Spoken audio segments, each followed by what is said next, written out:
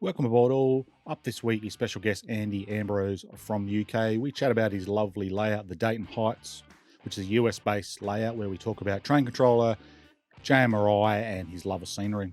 For those who don't know me, I'm Daz from Model Railroad Techniques. Our YouTube channel produces predominantly interviews showcasing modelers from all around the world. We also have a few how-to videos in there for good mix. If you know of a modeler that might like to be interviewed, reach out to me. Email link is below. Don't forget to subscribe, like, and hit that little bell icon to be notified of upcoming content. To keep the content rolling, I also have a Patreon page, so a big shout out to all my super fans out there who are already helping me out. Every little bit counts. Without further ado, let's get started.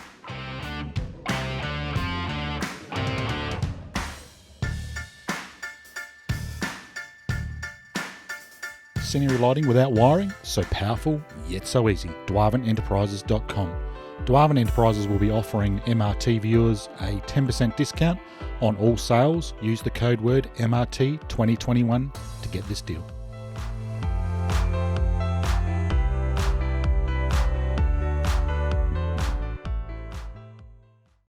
Welcome aboard, Andy Ambrose. Thank you for taking time away from your evening. It's quite late in the UK for chatting with me on Model Railroad Techniques. Oh, good day, Dazzy. I love it. Everyone loves to try putting a little Aussie flair in there, which is great. So, yeah, I've been we spoke. I've been speaking to Martin and Brad too much, I think. Yeah, we're a little bit more refined here in South Australia, so you can tell them I said that as well, please. So Will do. than those eastern seaboarders. Okay, so there's a few YouTube channels you wanted to push yourself. So shameless plug. I don't care. Yeah, one is Heath, obviously Humanity Junction. One is Heath. I've sort of got to know him quite well, and the other one is, of course, NMRAX. I have got a sound check literally after this interview with Speed, and then when's mine coming up? 2 weeks time, I think. I'm doing a one on train controller, a little clinic. So brilliant! I'll watch that. All right, so Andy, I always like to get to know what people's sort of background, the hobby are, how they sort of got where they are today. So can you tell us sort of how you got into model railroading? Yeah, I was lucky, really. I was born into a model railroading family, or model railway family, as it was then. My father was a vicar and a hardened railway modeller. I was brought up in London, so we were members of the Model Railway Club London at Deyton Heights, where, along with many other vicars, and that's sort of how I got into it. It just progressed from there. Lovely. So, what would you say? Who are your influential influences within the hobby right now? Right now, I would say Dave Vavelis and Gordy, and to a degree Speed as well with his remote operations. Yeah, lovely. Yeah, sure. Have you delved into the MQTT that he's trying to get me into? No. We're trying to work it. We're trying to work out a way how to get it back into train controller. So watch this space. That would be interesting. So, but it's a bit above my head, to be honest. Well, it's well above my head as well, and that's the problem, I think. So, but no, we'll get there. We'll get there. So now, obviously, Gordy Robinson is going for the president of the NMRA. So each video, I'm not personally a member at this point in time, but I like Gordy. I think he's a good lad. He's helped me a lot with my channel as well. So we'll give him a plug. I always put a little advertisement at the beginning of these videos. I don't know if you've seen the last few with vote 1 for Gordy. So we'll definitely put that up again. So what I suppose why are you pushing for Gordy? And it's probably the very similar reasons I am, but besides primarily because the NMRA has lost members over the years, and it's sort of become a bit of an elitist club. And I think it needs a bit of young blood in it to turn things around, improve the virtual offering. Well, there virtually was none before Gordy. Get the younger generation back into it and expand the membership again with, all the ideas that he's got. I don't think the NMRA has anything wrong with it, but it just needs to move with the times. It's like it's definitely. a fusty room with all the windows and doors closed, and it needs a breath of fresh air through it. Yeah. No, I think you're right. By what I understand, as I said, I'm not personally a member. I'm still on the fence regarding whether I'm going to go there. I think the Australian division is quite active, but you're right. I think NMRA, by what I can see from the outsider looking in, is grassroots, brilliant, more than people are willing to help. But obviously, it's the upper echelon that obviously where Gordy's pitching it at. And you're exactly right. NMRAX feels a massive void for him. Just something as simple as I was listening to an AML podcast, I think yesterday, whilst I'm out on the push bike, just purely PDF for your newsletters. Like, instead of spending all this money and printing them out, I think it's just massive. Yeah, So, that's my I think opinion. the idea, Gordy's idea, is not to do the whole thing in digital, but to have a digital option as well. Yeah, which makes sense. Correct. Yeah, definitely.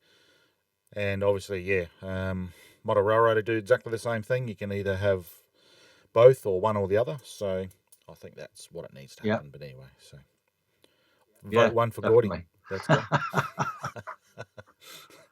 Yeah. All right. Tell us a little bit about your current layout, which is Deyton Heights. So it looks like a recent or current era American diesel. I've got a little bit of steam as well.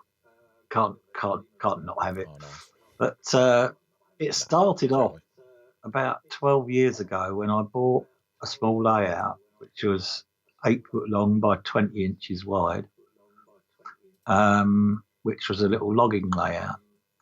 And of course, then I went out shopping for American stock. I'd ended up buying SD90s and, big boys and, SD70 Aces and things like that, which were totally out of place on the little logging layout.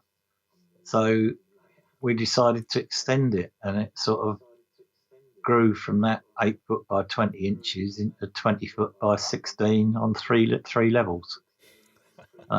As it sort of gradually progressed, it's moved its layout history as well to suit the circumstances of what I've bought recently, sort of thing. Sure. I'm just the latest bit that I built at home since lockdown is overhead electric. So we had to move a little bit north from the Feather River, where it was originally set, to the Milwaukee Road's Pacific extension, so that I could combine mountains and overhead electric together, because that's the only place I could think of that had both. So obviously we're looking DCC, as most people are these days. All DCC. I've been DCC since about 1979, when I had the first, okay. So the 01. Then I went over to Lens, ZTC, had a play with Digitrax for a while, and eventually ended up with NCE, which is what I'm using at the moment. Right. Yeah, they've all got their benefits, all the different systems. Nice. One's got this, one's got that sort of thing. But that's right. So there's pretty well same, but different, as we say in Australia. Yeah. So. We say that in England too. Obviously, we'll talk about do you run sort of operations type system? Like a traditional American carb waybill sort of switch list. We did have operations every Friday night. It was a very sort of a loose arrangement. We do different things on different nights. We didn't use cards and waybills as such, but we had a timetable, working timetable, like a staff timetable, and sort of worked off that. But I gradually sort of got more and more interested in operations, and my local NMRA club, 10-siders group, I went to an operations day there and really got quite into it. So I'm now sort of working on developing an operations system for the layout, but since I've been locked down on my own here since March last year, we haven't progressed very far with it. Yeah, sure. So how would that operations scheme look? You just timetables like you ran before, or are you going to get a little more elaborate? No, I'm with it, going to be a little more elaborate with it. I've installed RFID detectors on the section of layout that I've got at home, which is most of the top deck of the layout from the office. Sorry, because my main layout is in the office at work, not at home. So I've been sort of divorced from it for the past year. With sort of 2 or 3 modules of it at home, which I've coupled together, built a whole load of new stuff, which will eventually go in the office as the top deck of the layout to complete that. Nice. Sorry, I sidetracked there, didn't I? No, that's fine. You're talking about RFID, which is I've dabbled with that. What are you what sort of componentry are you using? We played around with our own one, but had problems with the readers not picking up very well. And then I bought the train tracks system from Texas in the USA, and the readers on that are far superior to the ones we got from our local electronics shop. And they actually connect to JMRI operations. So on the screen view that you've got up at the moment, that's JMRI operations on the left-hand side of the screen, with the track layout on our Road and Coast train controller on the right-hand side of the screen. Yeah, sure. So you're a little bit like Pete Borchard's then. He sort of runs a bit of a hybrid as well, doesn't he? So he sort of cherry picks the best of both I haven't got the 2 systems talking to each other, but I'm told that they can. But I've not yet met anyone that's actually done it. I've seen a chap who's done it on, I think his name's Per Lawson, who's got a layout in Texas. Yep, Per Lau. Yep. I've interviewed him. I didn't realise he was running train control. I interviewed him a few weeks ago. So, but we talk more about his buildings and the like. Not so much his layout, but it's an awesome, lovely layout. It's gorgeous. That's for sure. So, I think Pete uses the CATS interface with it, with JMRI, that is. I've yet to sort of delve into that too much, but so. All right, so obviously that segues nicely. Just back on to RFID. So RFID little chips on every piece of rolling stock, I'm assuming? Yep. I'm also track circuited and in progress, recently of wiring in the signalling. And I'm using the RFID for 2 different purposes. Being British, we're sort of brought up in an era where you only ever see passenger trains, occasional you see a freight. So I'm using that for timetabled train operations as well. So, there's a system we've got in the UK called ARS, which is automatic route selection, which you can sort of do on train controller. So the train number, S1, S17, for example, tells the system where its route is, what route it needs to be set ahead of it. It then sets the route ahead to the timetable and so on, so many sections ahead, whatever's clear. When you know train controller, so you know how to do that. Yeah. So that's obviously segues in nicely. You're a train control user. Train control bronze is my understanding. Yep, I've owned it. So how do you find the functionality of train control? It's just so easy to use by comparison to JMRI. It's pricey. JMRI is basically free, but if you haven't got the technical knowledge that I haven't got, it's just easy. Yeah, you're exactly right there. So that's what I sort of find. I use the gold version. Whether you need gold, probably not. Depending what you want to do. I'm going to move forward with it now, Yep. because somebody on one of the sites the other week told me that you could get the sync package for it for remote operations. I thought, well, I'll go down that route rather than JMRI because it's easier. I think it was you that told me. Well, I've actually been able to.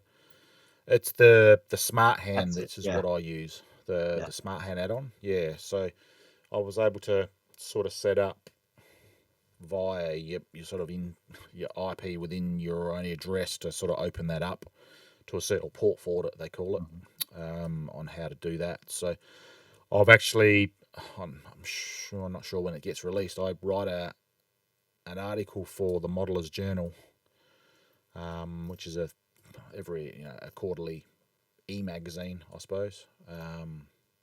So I'm actually writing it on my journey with how I've done virtual or remote operations within it. So I've yet to sort of really put it through its straps in the real world. I've been able to access things, and it seems to be not lagging. But it'd be interesting to get someone to actually run it proper and see how we go with it to iron out those bugs. But I think it's definitely the way to go. Even if it's just someone dispatching your layout. Obviously, shunting is many years off, I would think, to be able to do that type of thing. But running block trains from area to area, but unless you've got maybe not some other way that you would look into. Yeah, I think the issue with shunting switching is the couplings on the locos. You've still got to have a manual conductor guard there to uncouple, unless you go for something like the MTH electric uncouplers, but then you've got to fit them on all your stock. And what I've done is I've got 8 CCTV static cameras on the layout, pointing at positions where you're likely to need to do the switching classification. So theoretically, with using MTH electronic digital couplings, you should be able to do some shunting as well. But I'm very much experimental stages with all that at the moment. Yeah. You and me both. I've only just installed my first camera the other day or yesterday. So, out of interest, what cameras I'm are you using? 3 different ones. I bought 3 to try them out. I'm using an ESP32 or EPS32, and I'm using a radio frequency camera, and I'm using a camera that somebody gave me that I think it was a medical camera, which sort of transmits back by fibre optic to a little receiver, and then that transmits from that receiver to wherever you want it to go to. But I haven't actually got that working yet, so it's early days for that. Sure. Yeah, as I said, I've been dabbling with the ESP32 cams as well. I've bought probably half a dozen of them because they're only a few dollars, as you well know, from China. But what do you? Obviously, the ESP they feed back. So obviously, you load the sketch onto them via your Arduino, and then gives it its own IP address, which you then access. That brings up a viewing screen, one of a better phrase, within a web browser. Have you done any more with that vision than just bring it up on the web browser? No, not yet. That's a phase I'm basically on at the minute. A club which I'm a member of, Silicon Valley Lines, they use Raspberry Pi, and they have 2 transmissions from the loco. One for the system within the club, and the other one is the streaming system. I'm not quite sure how they do it yet. I need to talk to James and Bernard more about that. Yeah. No, definitely had a look at their website, and I will put that link below. I'll write that here as well, because I'm hoping to get Dave Falkenberg and Bernard Beck on here at some stage to talk just about that, how they've done their camera cars and the like, because they seem to be, from a club point of view, sort of the leaders, I think, within the whole remote operations, besides Dave Aberleys, who takes it to another level as well. But they follow different paths in doing it, though. Silicon Valley and that's Dave. right. That's right. And they're both interesting. And you've also got the chap. I can't think of the name now. The Silver City Lions. No, it's gone. Yes, Rodriguez. Nickel. Yeah. Nickel State Road. I can't remember the name of his layout, but he's gone on another path. It's like my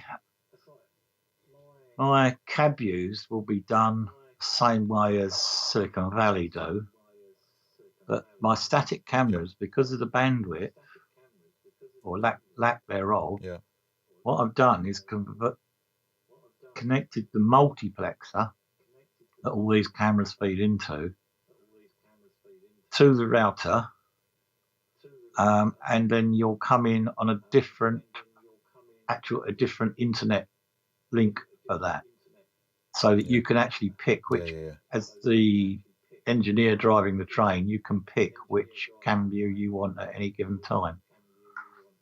That's the theory. There's lots of good theory, but getting it to work in practice is a different. Getting to work is an excellent. As I said, I've only played with, as I said, I've installed one camera. I've sort of had 4 cameras just sitting on the track line, on the actual baseboard in a station, just facing in different directions, and then using actually this program, Streamlabs, to bring the 4 feeds in, because because obviously the trouble with the ESP, until someone writes a sketch, and please tell me if they've already done it, where you can actually bring multiple IPs into the one screen, which would be beneficial. The Raspberry Pi, I think the way they set that up, you can do that. You can bring more video feeds in. But so if anyone knows how to do that, please let us know, because all us ESP users, they're bringing the Raspberry Pis in through OBS. OBS Studio, I think it is, and that's something. I mean, I've downloaded that and I've looked at it, and I haven't really got my head around it yet. It's so OBS is just basically the same as what I'm using here. So on my screen, so it's very same but different again. So some say this has got less laggy. Some people say OBS is less laggy. So we'll see. So. All right. As an old codger, it's it's not easy to keep learning sort of completely new software. So it's one step at a time. Yeah, that's right. And I think it's sort of cutting edge, so it's not a plug and play scenario either. So it's very, obviously it is uploading sketches via Arduino or Raspberry Pi's version to get it on there. But it's all fun, and at least it's cheap. At least these components are reasonably cheap compared to mainstream DCC stuff. So it is good to have a bit of a play around. So I'm perhaps not getting them cheap, because I'm not getting them from China. I'm getting them off Amazon. But the beauty of that is, when you're building something and you realise there's something missing that you still need, at least you can order it next day. Yeah. I'm sort of as I said, I'm toying this whole MQTT thing, but it's beyond my mind right now. So exactly how it works, but I was so it's another rabbit hole. Yeah, I was at an LD SIG. As Martin Jenkins. I was at an LD SIG weekend last weekend or weekend before, where they were talking about it, and it's have to admit a lot of the conversation was over my head. But it's interesting. It's so interesting, Yeah. As I said, Speed tried to explain it to me, but I get it, the theory of how it works, but the actual practical side, how it works, no idea. Yeah. No. been watching lots of videos, which is all fun. But Yeah. so obviously you've dabbled around with JMRI. I suppose it's been asked me a few times. I did not a clinic, but I was interviewed by a gentleman by the name of Jim Kello, which is a master model railroader. He runs New Tracks. I don't know if you've seen his show. And he posed a question to me, and I didn't really know how to answer it. He goes, "Why do you think?" Because he's really trying to push the whole computer-controlled layout side of things. And he sort of asked, "Why is it Americans are not taking up train controller when he sees it's the ultimate piece of software?" Obviously, people might think otherwise, but we'll talk about train controller.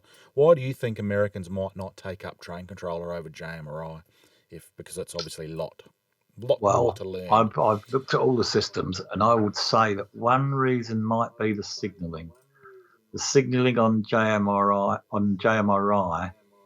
the signal post logic and things like that is, I would say, better and more powerful than train controller.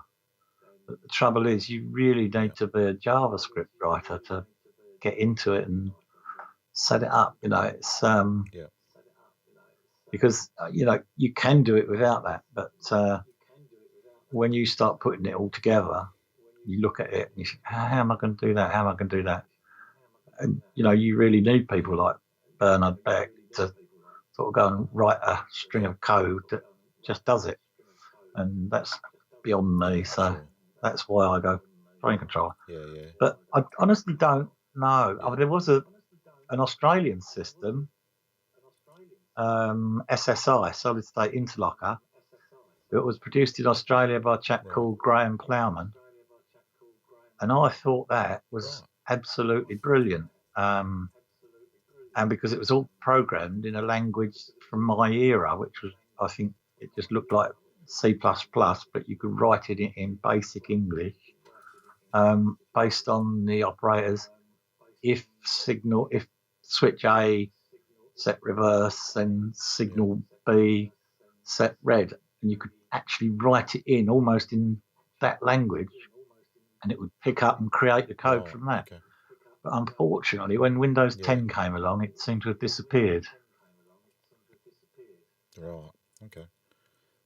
So what was the name of that? SSI. So what did Solid SSI state interlocker. Yeah. Solid state. I might try to reach out to Graham and see if he's. Yeah, I don't know if he is, because I haven't seen anything about it lately. And if you try and run it on a modern Windows program, it just doesn't work right. Yeah, doesn't like it. Yeah, okay. Yeah, I suppose what I've found, I've been really, really fortunate with train controller. On the forum, met a gentleman. He doesn't like to be named, so I won't give a name to him, but I can if you're interested in reaching out to him. In Munich in Germany. So obviously, as you well know, there's one good feature within train controller. It's got the simulator mode, so we could send each other's files to each other and run it as if it was a live layout, so to speak. So him and we communicated quite regularly, and not so much of late, because mine's sort of getting to a point where the file's nearly finished, if it ever will be. And he sort of helped me out immensely on how to use the logic side of things, because as you were saying, it's all within train controller. When you're working out logic, it's all and ifs and combi groups and all sorts of stuff within the logic to get, particularly signaling, what you want to achieve. So it's sort of more graphical, I suppose, in its approach, I suppose, than what I've seen with JMRI. Yeah, definitely. It's just so much easier to construct something and get it working. I mean, it worked first time I plugged it into the NCE unit, and when I first got it, and that was like a long while ago. But it's just straightforward. It's very user friendly, which is more than I can say for, well, No, I shouldn't say this. We I can was edit thinking it. of the owner and Yeah. writer of it. Can be an You're not the first interesting person. character. You're not the first person. It's. I think we've all had run-ins with this individual. As I said, we won't name names, but won't take long to work it out. We're not going to name you, Jurgen. No, we won't name you. You probably see some of my posts when I put up there infrequently now, but must roll his eyes. But anyway, so it's quite interesting watching some of the threads on the forum about when he doesn't agree with something. Yes. This individual. But so. there's a lot of characters in our hobby, in the industry serving our hobby, whom are very much like that. Yeah. And sometimes you see it as arrogance, but if truth be told, I mean, if you look at sort of Michael Schumacher, for example, he was said to be arrogant, but then he was the best Formula One driver, in the world at the time. Yeah, I mean, in that position, you can afford to be arrogant, and because you're not really being arrogant, you do know the score. Yeah. And you have it. And obviously, he's been quite. Sorry, you have it with other companies. There's a digital company in the UK, and the chap who runs it, he says this is what you must do, and you can't argue with him. But the reason you can't argue with him is because he's right. You do it your way, it doesn't work, and you do it his way, and it does. Yeah. So probably seeing it as arrogance is not the way we should be seeing it. Protective of his product. Yes. And having the knowledge to get that over to people who are really dumb like me can possibly be frustrating for them, Yeah. But that's where the bedside manner comes into it, isn't it? That you got to, appreciate not everyone's minds are at that level. So, these people are so clever that sort of the bedside manner is what fails rather than anything else. Yeah, that's right. So how do you use Train Controller? Are you a full sort of automatic? Because the way I run mine is I've got myriad schedules that take trains all over the layout, so to speak, within an operation scheme. But so there'll be trains that I can run fully manually.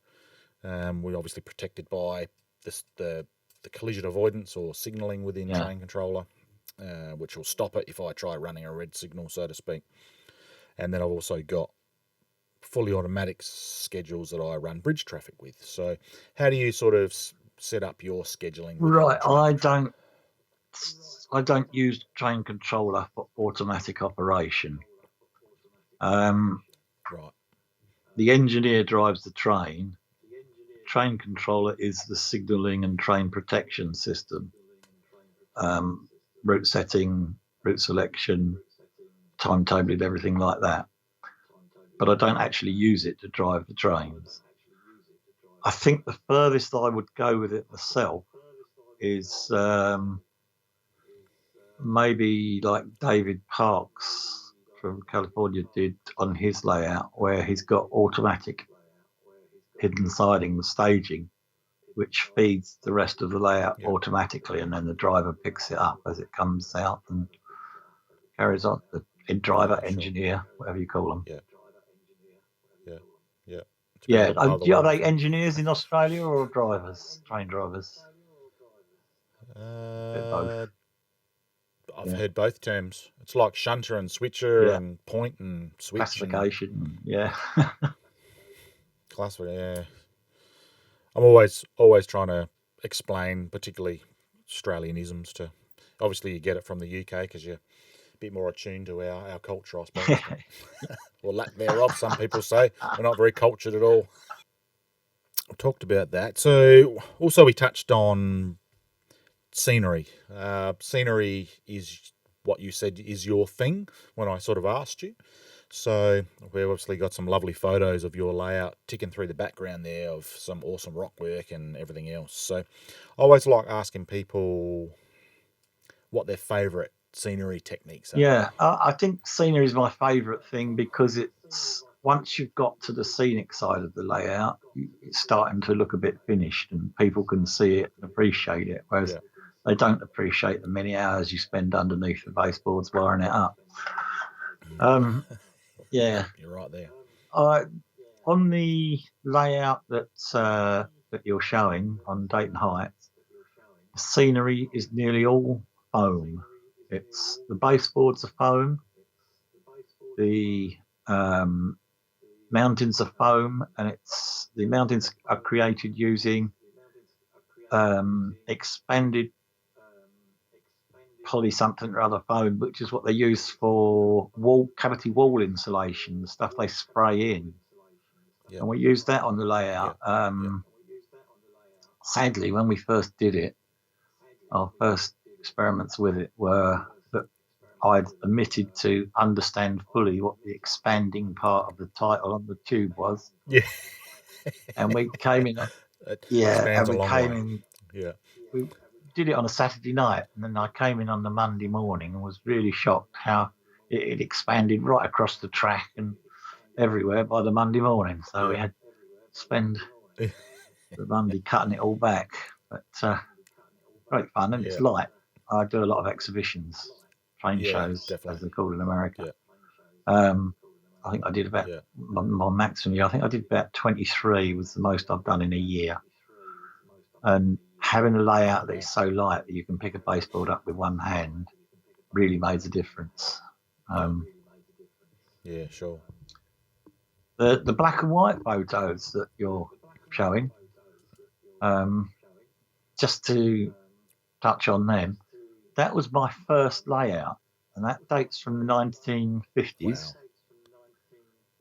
Right. And well, Dad thought it was his layout actually, but you know, that dates from the 1950s, and I only came across those pictures this year. Didn't know we still had Okay. them. And on Yeah. in one of those photos is 4005, a River Rossi big boy, dating Big from the boy. late Yeah. 1950s, early 60s, which was Dad's, and which I've still got to this day. Yeah. Yeah, Wow. I've got the modern one. I've got the Yeah, that's modern one, nice. which my eldest son bought me for my birthday a few years, 3 years ago. And Yeah. yeah, you can see the differences. There's quite a lot of differences, but I was quite amazed how close they are together. I mean, the old one's Right. got sort Okay. of cheese cutter flanges on the wheels, which won't won't run on Code Yeah. 83, but um, detail Yeah. wise, Yeah. that's quite remarkable how similar they are. Yeah. Lovely. Lovely. So back on your scenery quickly, because I Sorry. think it's something you're sorry. No, that's right. Something you're very good at, mind you. That's lovely scenery that's scrolling through the background. So obviously, you said your favourite technique is the expanded foam type thing. What do you do to it then? Obviously, you got to cut it back Yeah, to form I can't form I the can't take shape all the that you credit want. for the scenery because I've got a mate, Cliff Mayer, who has Yeah, done a lot of it. He loves building the bridges and things like that. yeah, But it's nice. foam. It's just the spray on foam, and in some areas it's just the spray on foam. In other areas, we've covered it with plaster bandage, um, Yeah, and then it's spraying the paint on various different colours to get the highlights and that sort of thing. And yeah, yeah, uh, liberal sprinklings of block power, static grass, you know, all the usual accoutrements of model railroad scenery, and lots of trees, of yeah, course. yeah. I think Yeah, we lovely. cleared most of the swap meets and train shows in the southeast out of the trees they had Yeah. when we put that lot together. Yeah. So you were saying before that some of your layout or some of the modules physically exist in your office, so Yeah. your workplace. Is it No, your business I'm or just a mere employee there. no Yeah. employee? Um, Wow. Now, did I hear you? Were you interviewed on AML once saying that it runs through the office, and then when people are on the phone, you like turning the sound decoders on? Real that was was me. that you Yes. from memory? Yeah, because the only reason Oh, it sort of pricked my mind up is obviously there's a photo that's going through of a young lady sitting at a desk with the layout in yeah, the that's background. I'm sort of Jazz. thinking that That's looks like an office place. Jaslyn. She Yeah, is wonderful. She's that's our chief hilarious. operations officer. Yeah, And it is just funny when she's involved in a serious telephone conversation. I've got an F40, which has got a really yeah, loud sound decoder in it, with extra bass speakers and things like that you can get in them wide yeah, body things. And it is just fun to yeah. pop Sure. it out of the tunnel next to her desk when she's on a telephone conversation, blast off the horns and rev it up. And she never says anything. That's You hilarious. just get that look. That yeah, that look that on the Yeah. photo. Yep, I can see that. So they've all Yeah. got that look. So at some stage, But they've she's all a got that brilliant look. girl, really. Um, yeah, that's nice. Yeah, I was just wondering. Like, I remember hearing that AML um, podcast a little while back, and now I remember that was you. Yeah. That's great. So Yes. Jazz has what? Jazz is often embarrassed because she likes my Union Pacific 4884 big boy. Yeah. And she's often embarrassed when I tell people it shows that Jazz likes big boys.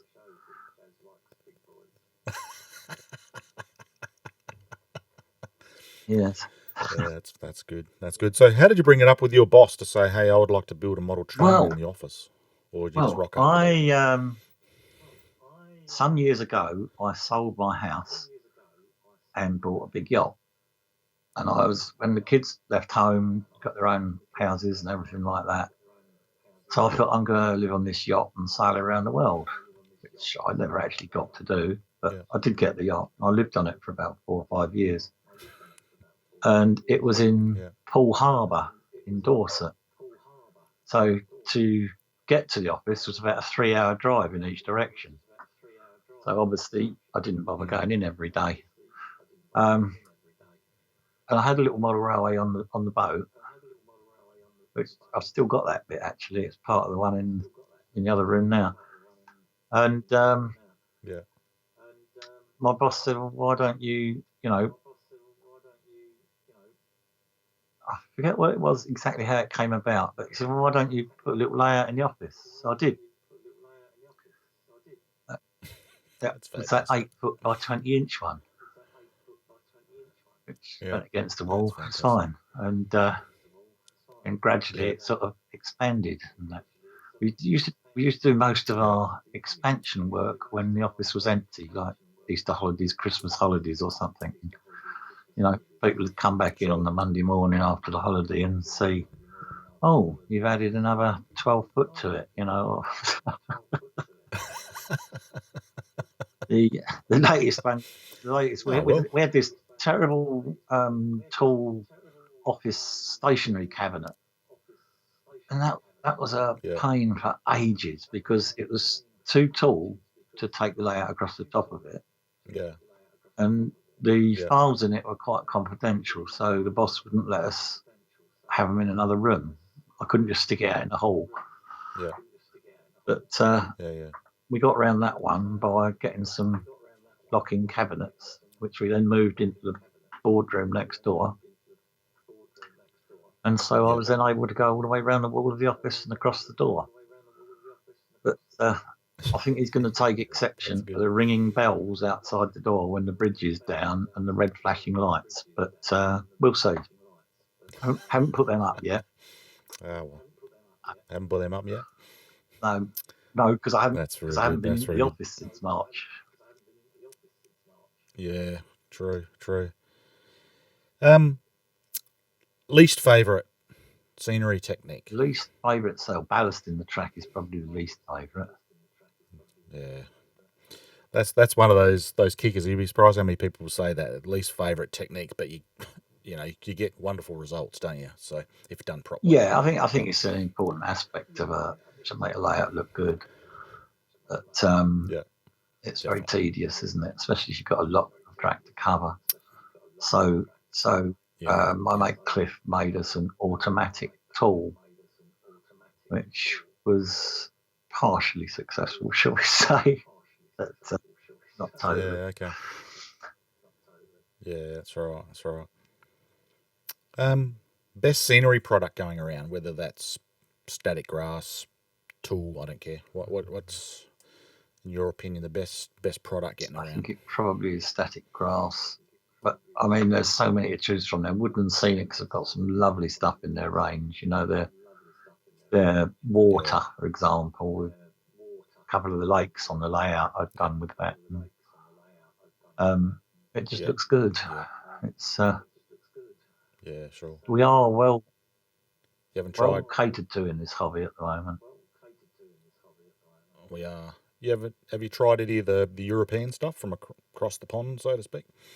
Like Sulphur or Nature from Germany? No. Excuse me. I haven't seen it. I've got a lot of the the common German stuff. Prizer. What's the name of them? It's trouble with getting old, you keep forgetting things. Brought the wrong woman home the other night by mistake. No, not really. You got that same look as Jazz on your photo, didn't you? Clip around the ear hole. No, seriously. There's a few different German manufacturers. I've got some of their stuff, definitely, and some of it's quite good. But I find the German stuff to be very bright. It's like Switzerland. Yeah, you do. Everything is spotlessly clean, and I mean, a lot of Germany is like that as well. Everything's spotlessly clean. There's no, weathering. You don't really need to do weathering if you build a Swiss layout. No, that's right. Fairground. I'm into German steam, right. So yeah, that's what I do. So eras 1 and 2, so it sort of fits well into what I do. You'll get on well with Bernhard then from Silicon Valley. Yeah. Nice. I've already not spoken to him personally, but I've reached out on Messenger and had quite a few conversations with him. So, but I'll get them definitely on at some stage. So, budget scenery ideas. Did you have anything that to help the modeler out? That because obviously some of this scenery stuff can be quite expensive. The Y bridge was built from McDonald's coffee stirrers, doubled up. So that saves a bit of money, but there again, you have to drink an awful lot of McDonald's coffee in order to get them. But a lot of my stuff is reused. I mean, I've got bits of old track that are probably 50 years old on the old Code 100 on the hidden sidings. So, don't throw nothing away.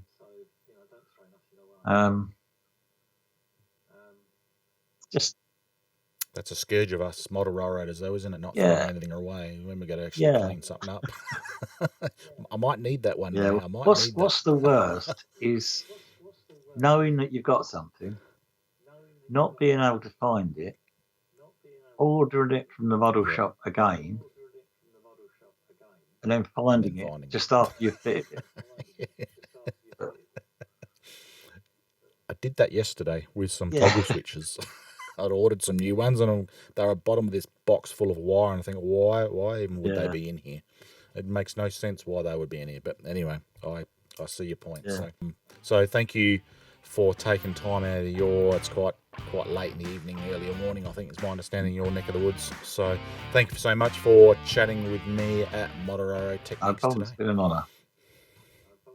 Thank you. Make sure you subscribe, click that little bell icon to be notified of upcoming videos. Support us on Patreon, like us on Facebook and Instagram at Moderaro Techniques.